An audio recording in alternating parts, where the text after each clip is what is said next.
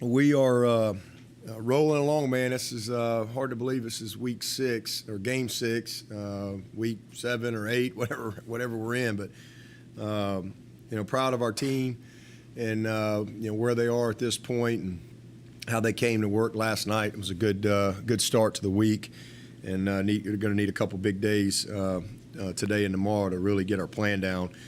Boston College is always one of the toughest teams we play every year. I have a ton of respect for this program.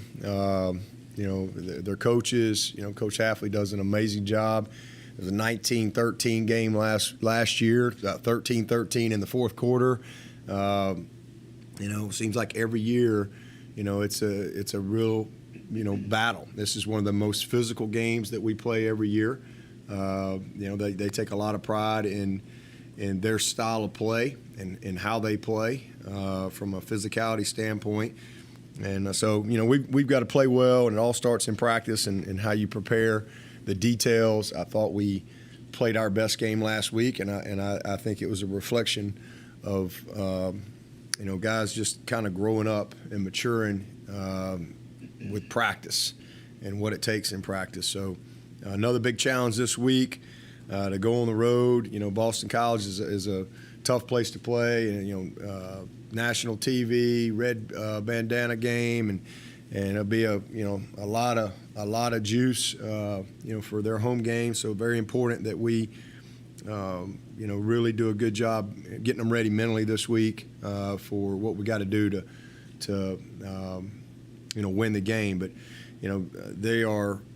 Led by a great quarterback, another one every week. Every week there's a guy that's going to be playing on Sunday, and Jerkovic's been there a while, and he's been a load for us. I mean, last year we did a pretty good job in the run game, but they big played us to death, and just hit a lot of explosives on us, especially in the first half there. We had a couple big play busts. And credit them from a scheme standpoint as far as how they go about creating explosives with their personnel groups. You'll see a little bit of it's a different style of play this week. There some 11, some 12, some 13 personnel, and a lot of max pro shots where there's long double moves, layered routes, cross country routes. Bunch of motions and bunch sets and moving the pocket, boots and, big tight ends. But where's Waldo? You got to find number 4. I mean, he's as good a player as there is in college football. This kid is a great, great, great player. And it's not real complicated. I mean, they're gonna get him the ball 10 or 15 times because they scored against Louisville last week. They get in the red zone the first time, and they call a double pass, and they cover it way over there, and he sees it's covered, and he just pulls it down, just runs around and runs it around for a touchdown, and it's like, it was a great call, right? And that's what he does. He's one of them guys that makes bad calls into great calls, like no, go, go, go, go. That's who Zay Flowers is. He is a great player. He is a problem, and so good coaches are going to find a way to get him the ball, over and over and over. And it might be a negative play, but they're going to keep getting the ball to the playmaker. He's a dude. He is outstanding. He's a great route runner. So we've got our hands full with him. Number 1 is a heck of a player, and 0. And then the big tight end,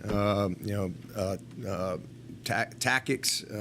I'm not sure how to say it, but he's a big, 6'6" plus guy that they're going to involve as well. Very impressed with their running backs. The 24 is played against us last year, Garwo. He's a great player, physical, downhill, runs tough. And then this 20 is kind of more of the same. He's got another gear. As far as being able to really take it to the house if you get him in that open field. So I think they got a couple outstanding backs. I think they played their best game last week against Louisville. They played with a lot of juice, played with a lot of toughness. Jerkovic made some plays, big throws down the field. They hit Zay for 2 massive touchdowns. on, corner post, throwback type routes. So just, again, you got to play with a lot of discipline against these guys and make sure that you can handle all the formations and motions and shifts and all that type of stuff, and how they're going to try to create leverage for some of their playmakers. So a big challenge for our defense, for sure. Offensively, same thing. They're big and strong up front, 97, 93, 96. And then that number 6, who was a freshman for him last year, he is twitchy. He is athletic. He can change direction. All those guys play incredibly hard. All the backers are back, and now they got De Palma back. He was out last year. So a very veteran group at linebacker, and 3 starters back in the secondary as well. So, well coached. They believe in their scheme and what they do, and they know how to execute it. So we've got to really play with precision, and that's something I talked about this past week, and that's what I want to see from us, is just be a little more precise in some of our details and our discipline, whether it be our eyes, our alignments, our taxi technique, our leverage, and whatever it is. So we got a lot of little things to clean up, but. Again, good group, veteran group on the defensive side with a bunch of guys back, and then they have lost a couple guys in the offensive line, so they're not as experienced there. But hey, we're going into Game 6, so they've had a chance to kind of play themselves into a good group, and you saw that last week with a huge win over Louisville. Good kicking game. So again, just one of those games that we're going to have to play well to have a chance to win on the road. And for us, we're going to be on the road these next couple of weeks.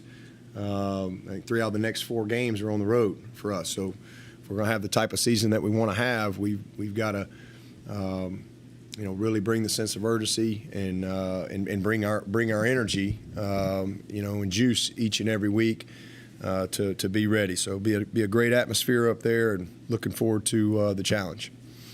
Coach, you mentioned it, the red bandana game. How special is it to you that BC always seems to choose your game to honor the heroic sacrifice of Wells Crowther? Yeah, well, first of all, it's an amazing tribute that they do to him. I've had the opportunity to meet his family. In fact, I still have I have a red bandana. I've had it. It's in my briefcase right now today. It's been in my briefcase for years. And just one of those things that's stuck down in there. And every time I go to find my charger, I see the red bandana. So it's just something I've always held on to. I have a lot of admiration for who he was, but also just his family, and then just how Boston College has just shown that light on that sacrifice, year in and year out, and they always pick a game, and they beat Southern Cal, whatever one of these years. We've been in some dog fights with them up there for sure. So it's been a while since we've been there. It's been a while. So I guess the last time we were there, I guess it was the red bandana game. So it's been a while, and that's probably how long I've had that bandana in my briefcase since that last time. But I always look forward to going up there. To me, it's got a lot of special memories too. That was the first game we ever won. Was up there, and it's something I've always. I had never been there at that point as far as as a head coach or anything like that, and just remember going up there and how our guys played that night, and so I have some good memories and some bad ones from up there, but it's always a special place to go to. It also seems like it's always November and 30 degrees when you play up there, so you're looking forward to a little bit warmer weather this time. Yeah, I think it's going to be maybe 50 or 49 or something like that. We might touch the 4s. So it'll be nice. It's that time of year. Things are starting to change a little bit, but we're in the prime time phase of our season. We're right in the middle of it, and we got to have a great month of October. Yep. I was going to ask you about that first game. C.J. Spiller had 6 big catches, set a receiving record in that game. A guy by the name of Tyler Grisham had 4 or 5 tough catches down the stretch. guy by the name of Thomas Austin's out there blocking. Now those guys are coaching for you. Yeah. Going to take a little time, maybe walk out on the field with them and kind of. Yeah, Cavell Connor, Ricky yeah. Sapp. Those guys were, Aaron Kelly had that huge catch, after Spiller ran out of gas on the kick return, and it was we got up. Remember that, man, we're feeling pretty good about ourselves in there at halftime, and in a dogfight, but it was special. That's one I'll never forget. I have a picture of that, that locker room, and all the guys that were a part of that, and again, it's cool for those on the staff to be able to reflect a little bit when you go up there, because that really, if we don't win that game, I'm probably not here. So they're all big, but some you just don't realize how big they are, right, until later on down the road. Kind of like when we beat Syracuse that year, we knew it was big, but we didn't know how big until you look back and you go, dang, we went 15-0. So they're all big, but that one was just one game, but it was, I think, what that team needed to be able to rally and stay the course and create the type of belief we needed to have a good finish. Where does that win rank? I know you try not to rank them, but I imagine that's just kind of a separate deal than even the national championship. Yeah.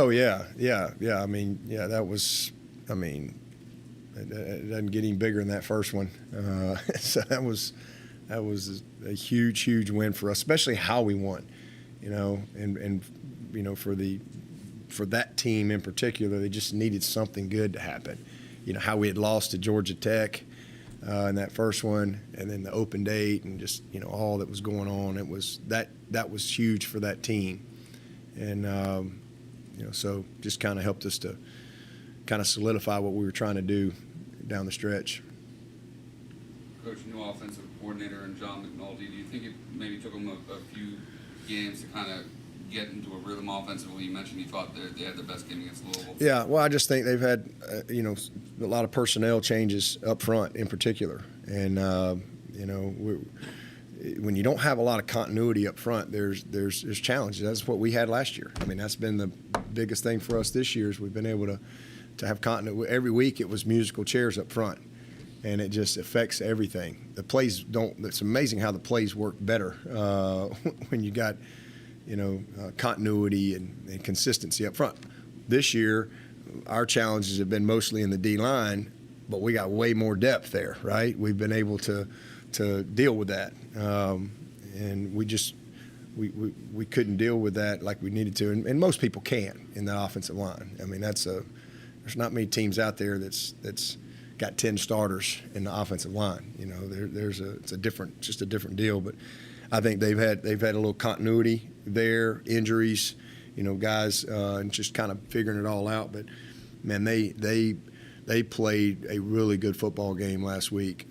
They battled. They were physical. Those backs, huge explosive plays. Jerkovic got involved with his legs. They had a nice. Big long play by him, on a good coverage, but a breakdown. You don't contain him, you don't set the edge. He's you don't think of him as a guy that really beats you. But I remember, was it 20 here in 20? We couldn't tackle him. He ran over us and through us that whole game. So. He's a guy, and you just saw him really kind of getting rhythm. They made some huge plays.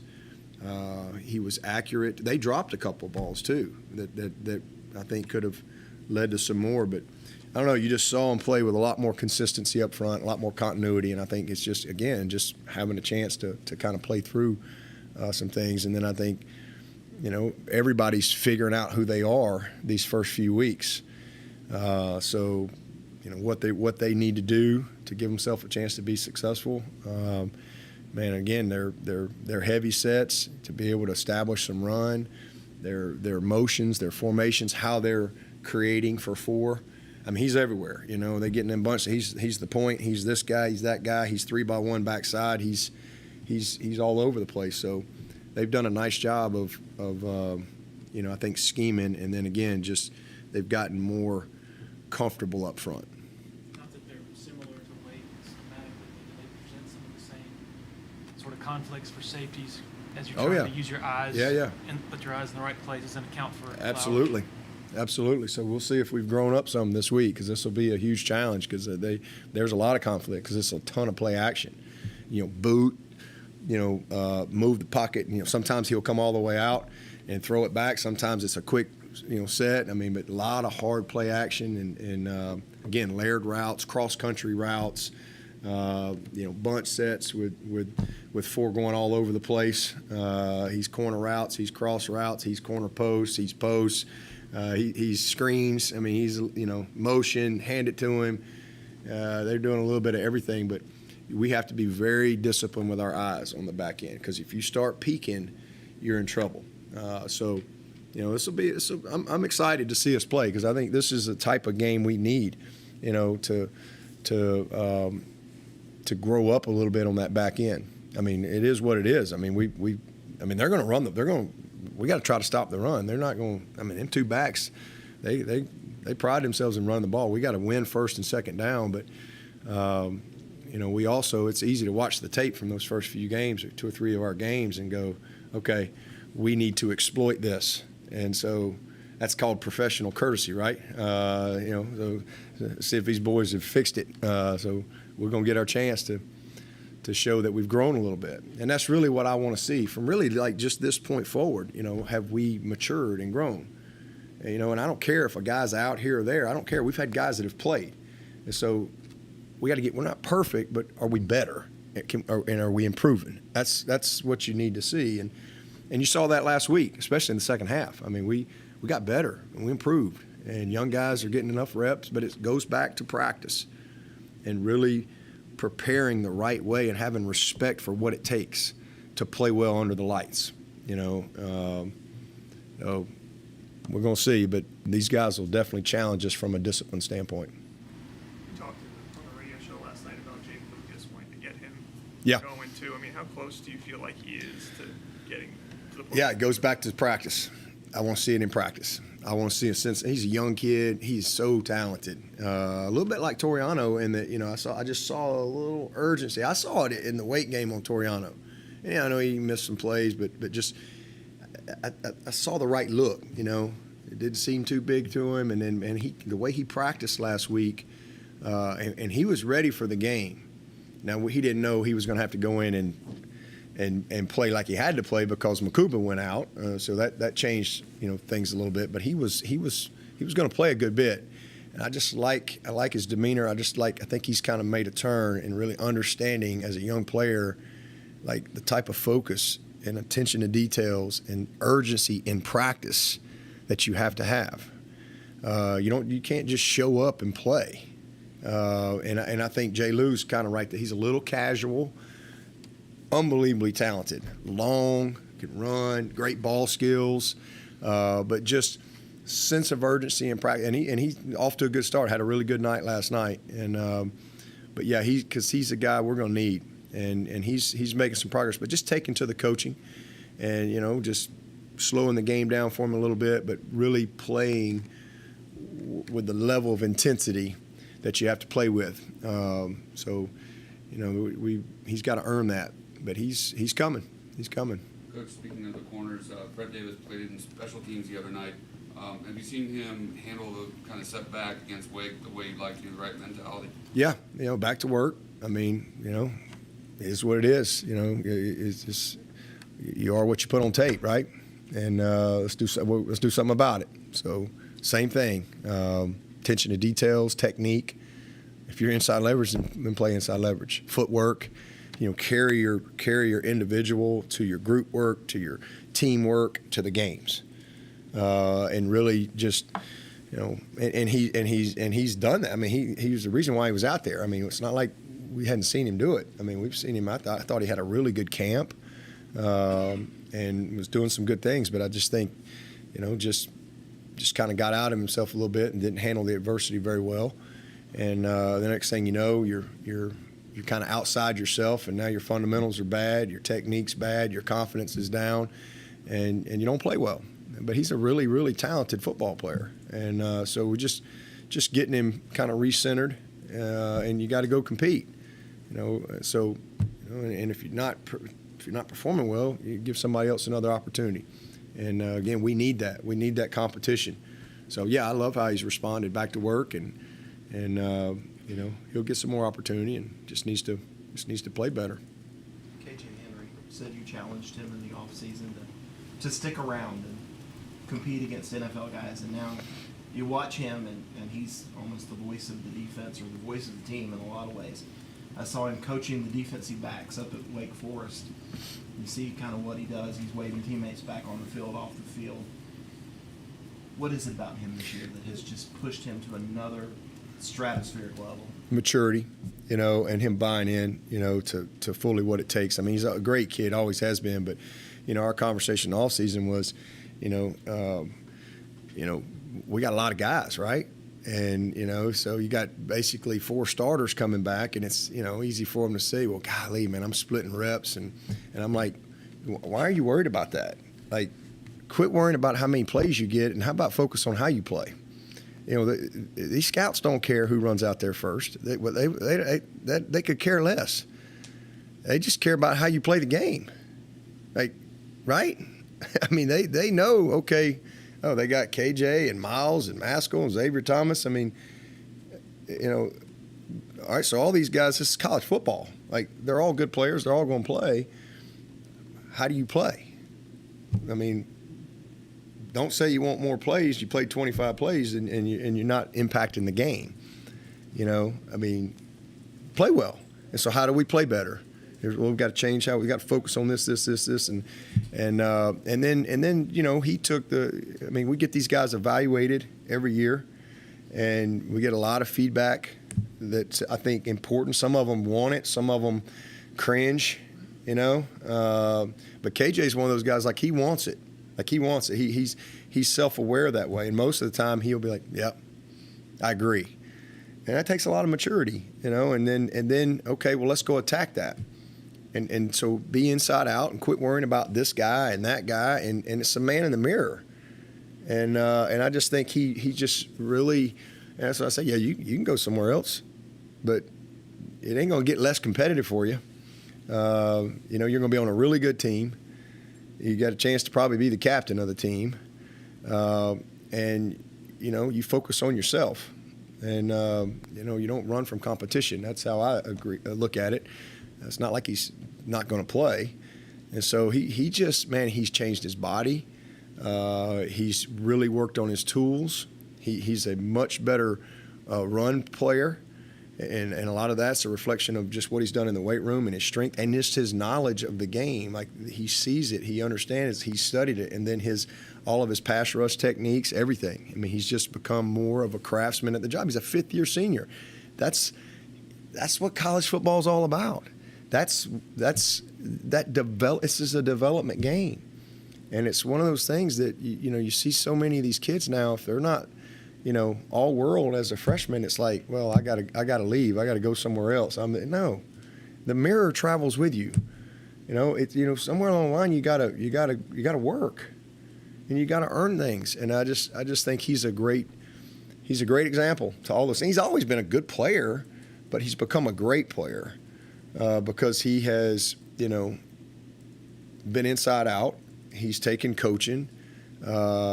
He's not looked at it as criticism. He's looked at it as information to get better, and it's been awesome. So I mean, he's been great.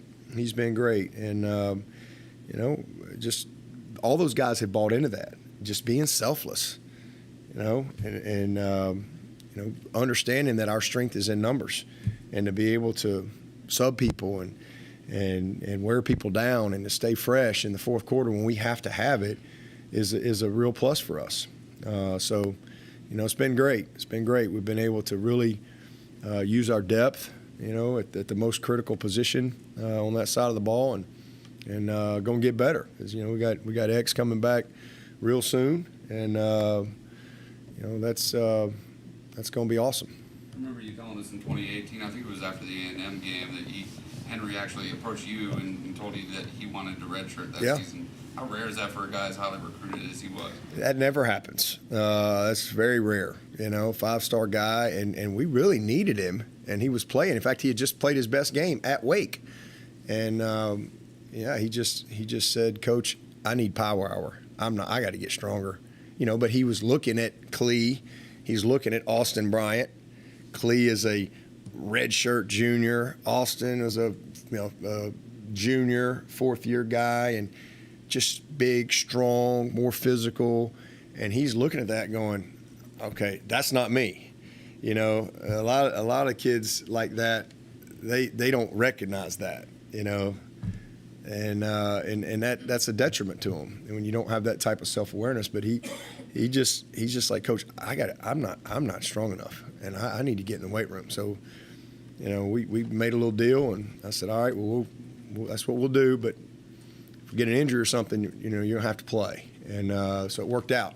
So he went to Power Hour, and he just started his process. And then, again, graduated. I mean, he's a Campbell Trophy finalist, just got named that last week. And, I mean, he could have easily moved on last year. But, he didn't want to go be a 6th-round draft pick. He wanted to maximize his opportunity. And, he's like, well, I love my team. I love my place. I don't want to go somewhere. Just a very self-aware kid. And he's, unbelievable mom and dad. His dad's a coach. Heck, his mom has coached. I mean, they were both athletes, and they're just great people.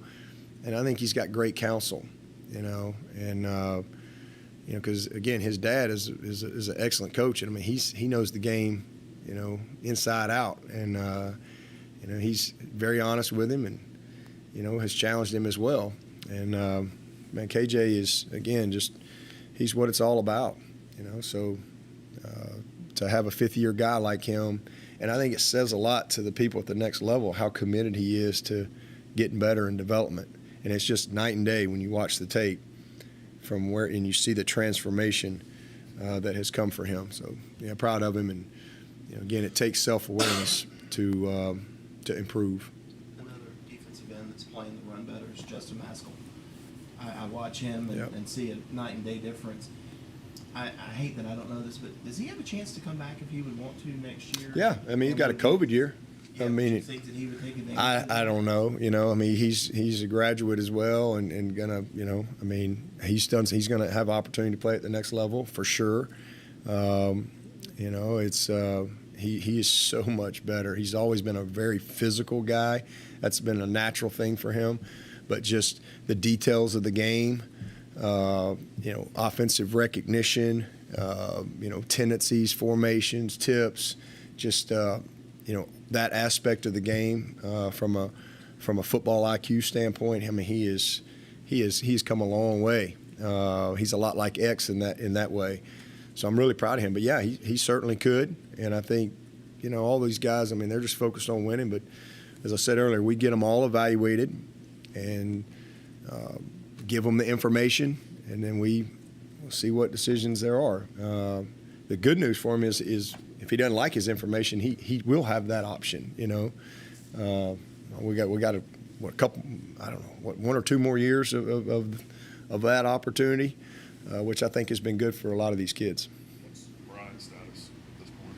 He's not going to play this week. I can tell you that he's doing really good, really good, and everything is great. In fact, they kind of got a protocol in place for him, so they're gonna condition him this week, and just push him through every day. He started that yesterday. He's great, feels great, and again, all of his numbers are where they need to be.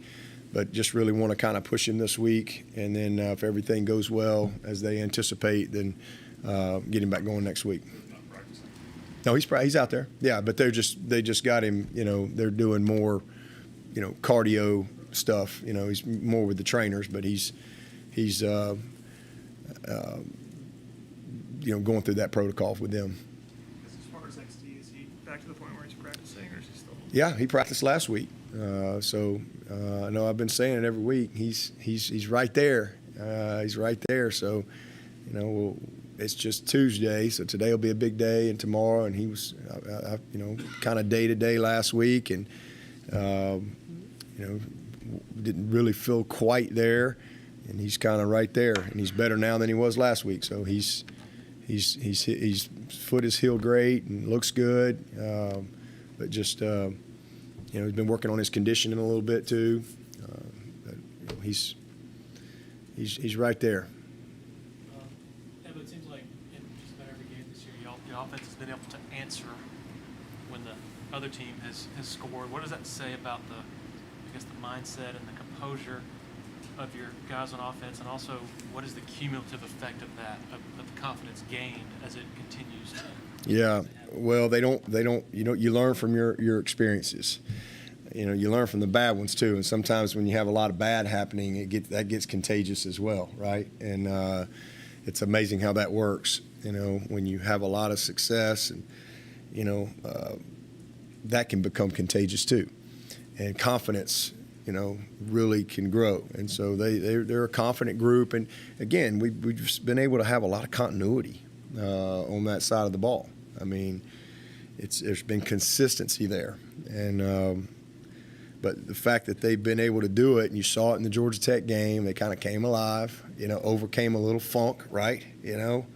First, 3rd and 1, we're in a great spot. First two, next thing you know, we get the snap, now you punt. And then the next drive, you go right down the field and you feel good and you fumble. And it was just kind of like, getting out of your own way, and then, okay, we'll miss a throw. All right, well, how are we going to respond here? And really kind of since that second half, they've really kind of gone. I mean, we went from the second half of Georgia Tech, I think we went like 9 out of 11 or maybe even more scoring drives, into that Furman game. And then, so we've started well. And I think that's a reflection of how they've practiced, how detailed they are, the leadership. There's a lot of leadership on that side of the ball, man. DJ is relentless at practice. I mean, he's just a different guy. He is every day. He really truly comes out there like it's game day every day, and it just sets the tone.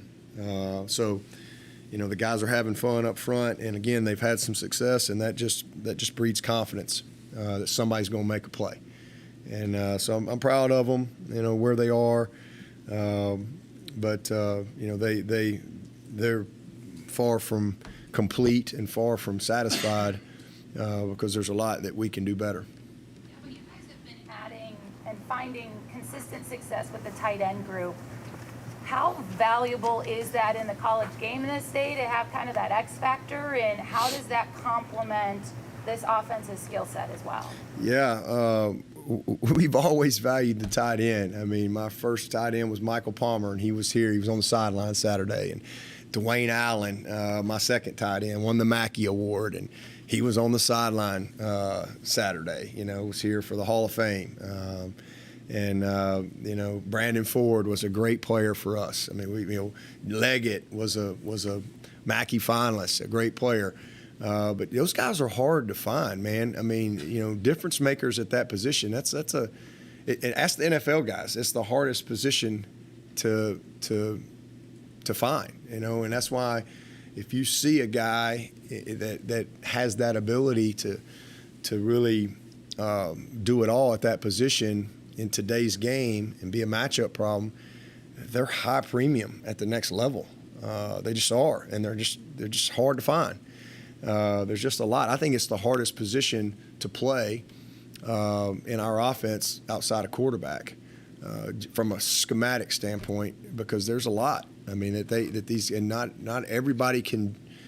Sometimes it just takes some guys a little while to do it, and then some years, you get guys, he's a better route runner, but he can't block nobody. Some years this guy's a better blocker, and you have to kind of piece it together. So it's nice when you got some guys that can really do it all, and everybody's trying to find those guys, recruit those guys. But Davis was a guy, like I said, he didn't play tight end. He's just a big athlete, basketball player, pitcher, D-line, linebacker, tough guy, and just saw his athleticism, but he had to kind of learn he hadn't run routes. So he had to learn the game, and he's gotten better and better and better. And now he's, he thinks he's Kelsey, right? Like he thinks he can catch anything, he can get open. You know, he's not as twitchy as Brenny, but you know, Brenny's not as physical as Davis, but they're both pretty good at everything. You know, they're not bad at anything. They're good at everything. And to have a tight end that's good at every aspect of the game, that's rare to have those guys. And both of those guys, and Brenny is obviously a true sophomore. Last year, really light in the pants. You know, just he's like a little giraffe running around out there, and you know, really know how to play. And you know, yeah, he can run a route and he catch a ball, but there's just a lot more to it than that.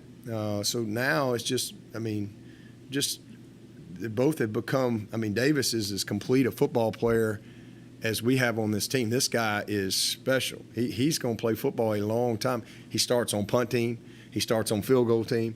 I mean, he knows he can call plays. I mean, he's just a savvy player, and he's just developed so much with his route running, his body positioning. He's always had good hands, but now he just has the even more confidence to go with it. And then Brenny, you know, Brenny's a guy that could win the Mackey one day. Like he has that. I mean, he's got that type of upside. But it won't just happen like KJ. It's not going to just happen. He's got to continue to develop. You know, he's not anywhere close to, you know, maxed out physically. Man, he's really become coachable when it comes to technique and fun. In high school, he just ran by everybody. You know, he was bigger than everybody, faster than everybody, and ran by everybody.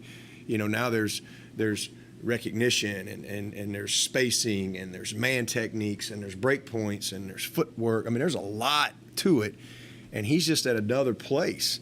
And now his confidence has grown, and the game has slowed down. And you know, both of those guys have become weapons for us. And let me tell you, Sage Ennis, Sage is a guy. He's not far off from he hasn't had as much opportunity, but he's battled a lot of injuries since he's been here and has missed a ton of time, but he's finally kind of turning the corner. And, man, you know, next year having Sage and Brenny, we're really fortunate. You know, so Sage is coming. Man, we got young Sapp. You know, I think Sapp is going to be a really, really good one. I think he brings all the things that we need. So it's a good group.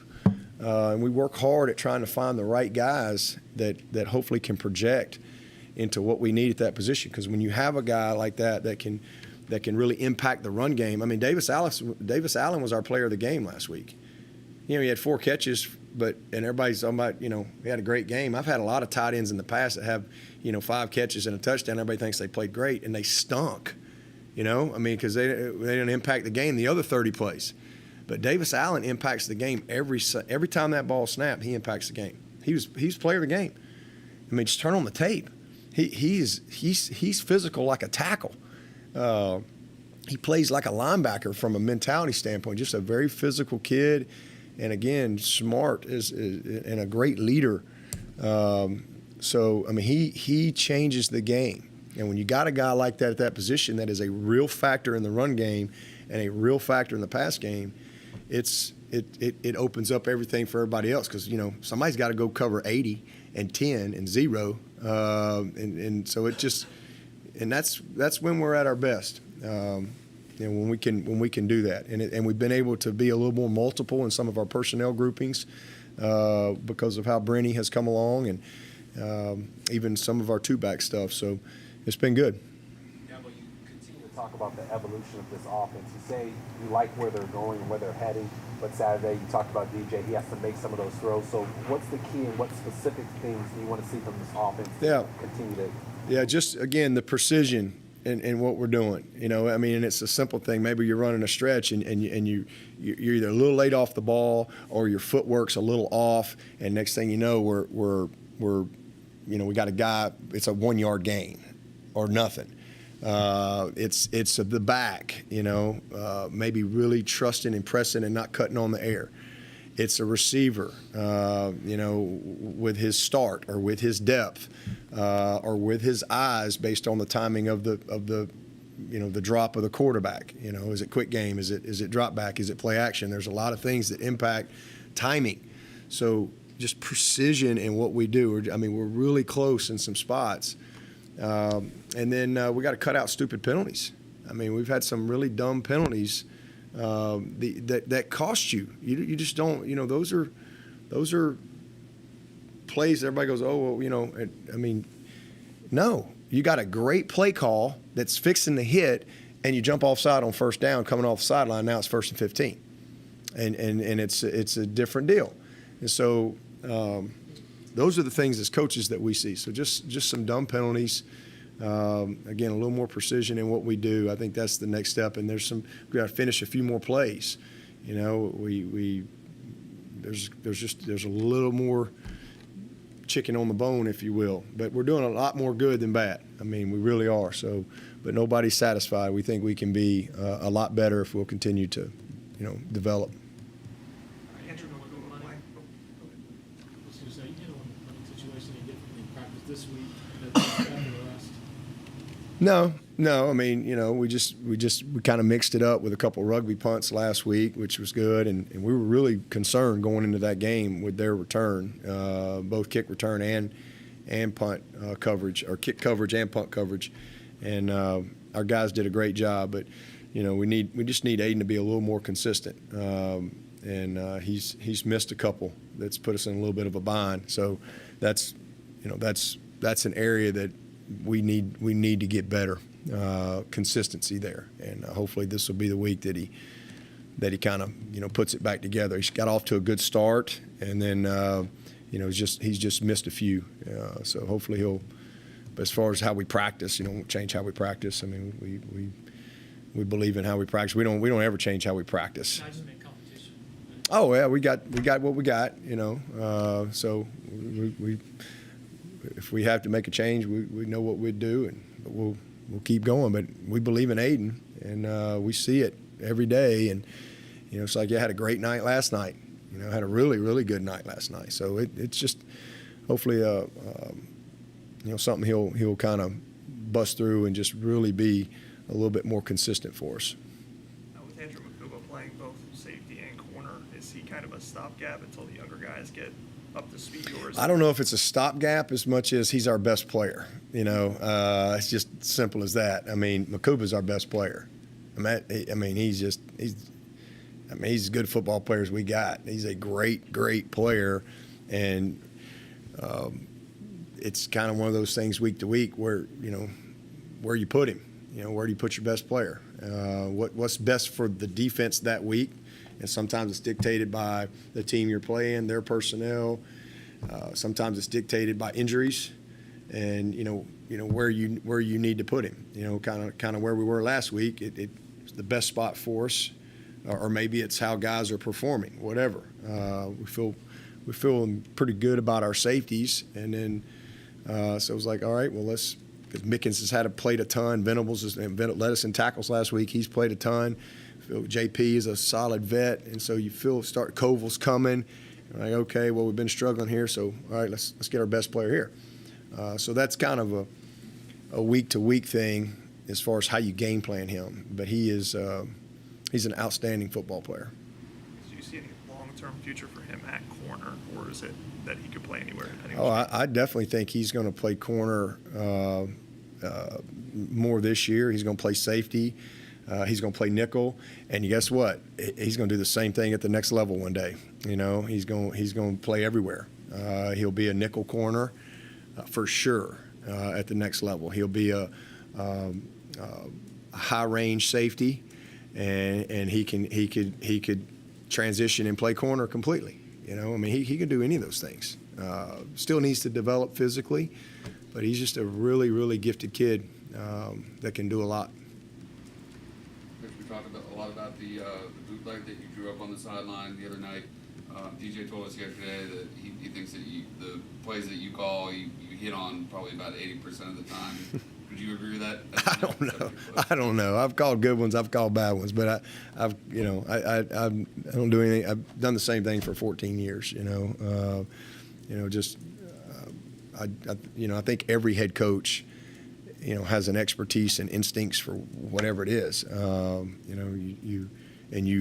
You input that when you need to. I think that's the art of being a head coach. It's knowing when you need to assert yourself and when you need to just, stay in tune to what's going on and you just got to pay attention. And so that's not any different than what I've always done. Whether it be national championship games, whatever, for my whole career. But I love my staff, man. We got a great group, and our players are very involved. It's a really good group. But you don't win the game on game day. I mean, you have instincts. I think, again, to be a great head coach, you have to trust your instincts. You have to watch the game, and you have to trust your instincts in critical situations. But you win the game during the week. I mean, you win the game when you're in there, Tuesday meetings and you're game planning. And you win the game Tuesday night and Wednesday night when you're making decisions, critical decisions, on how we're going to call things, situational football. You don't just show up on game day and go, okay, well, let me just figure this out. It doesn't work that way. The game is played through the week, and and then again, just your messaging, your meetings, how you practice, guys taking ownership of the plan. That's what leads to execution. But man, our staff has done an awesome job in just putting our guys in position to be successful. It's a player's game. The credit goes to the players. I mean, you can't be the village idiot. You got to have some sense about you, and you want to be creative and manipulate things. But everybody has a system, but it's not about schemes. It's about players executing schemes. That's what this game is all about. It's about effort. It's about toughness, physicality, belief, discipline. It's about attitude. Taking care of the football, all that type of stuff. Got time for about one or two from Zoom if anybody has any online. Yeah, Dabo, this is Pete at AP. Couple things. Was going to ask, 2 years ago against BEC was when DJ made his debut. You've got to be pretty gratified about how he's developed, not a finished product yet, but how he's developed over these 2 years and gone through both the highs and the lows. Yeah, I'm super proud of him. I mean, he's been in all phases. He's done it all. I mean, he's had great success. Where he's a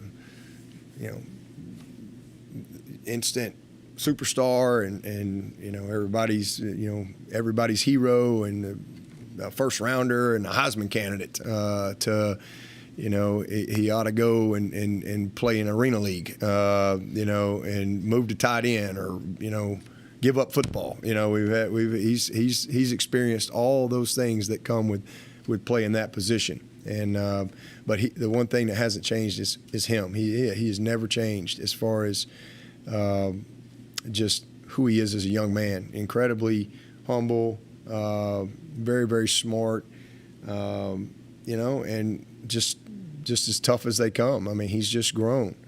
And as I always say, when bad stuff happens, when adversity happens, it defines you, destroys you, or develops you. And it's developed him. He's allowed that, all these struggles and challenges and criticism and doubt and all those things. He's used that as, fuel for his fire.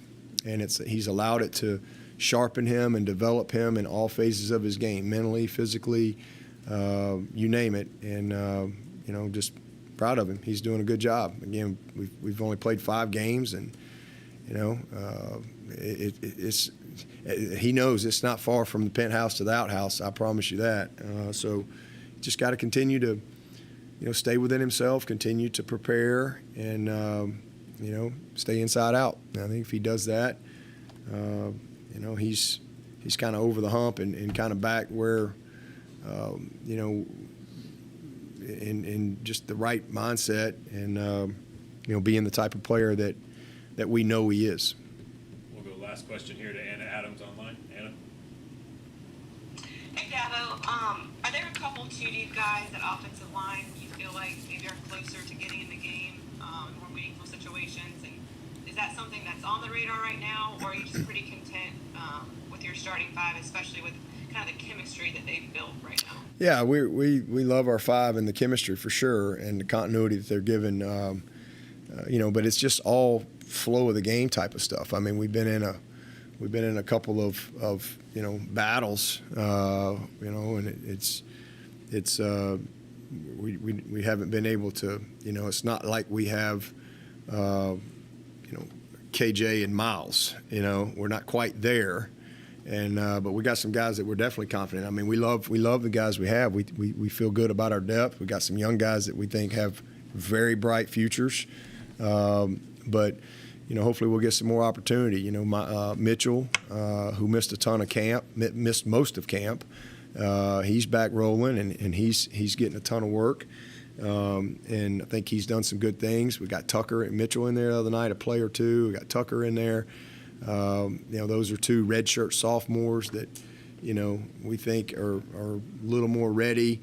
I'd say the same thing about Trent Howard and Linthicum. They're kind of right there. Colin Sadler, he's a guy that we'd love to get in there and get some reps. Incredibly physical and gifted young player, just hasn't had as much opportunity with some game situation. Tristan is developing. But big drop off between J Mac and Tristan right now. So you gotta be smart, and we just haven't had as much opportunity. But we see those guys, and one of the things that we do in practice is I try to make sure that those twos get a lot of competitive work. Especially this time of the season. They're going to get that 2 minute. They're going to get that O versus D and get some real fastball. Because they may not be getting as much on game day right now. But we're getting it in practice, and so that's allowing us to develop them a little bit. Big John, John is a redshirt sophomore. There's that whole little group. So, Dietrich has made some progress. I feel like he's starting to turn the corner and get back on track. Growing up a little bit. So I mean, we got guys, but right now nobody that we think.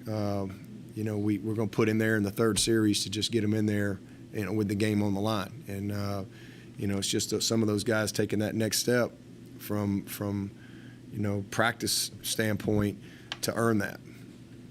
All right, we'll wrap it up. Jordan McFadden will be joining us downstairs in about 5 minutes.